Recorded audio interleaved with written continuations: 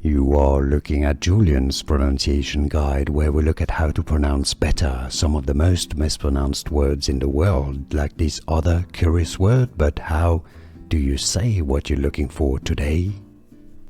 Name pronunciation. If you want to learn more confusing names from Croatia, from Croatian and useful vocabulary, make sure to stay tuned. This is the name of an island in Croatia and a national park. Local Croatian pronunciation, Mljet. So you can essentially replace the J with a Y or an I. Mljet, Mljet. In English, Mljet, similarly. And now you know. Here are more videos on how to pronounce more confusing words and names too many mispronounced. Like this video if you found it useful. I appreciate your support. I'll see you soon and thanks for watching.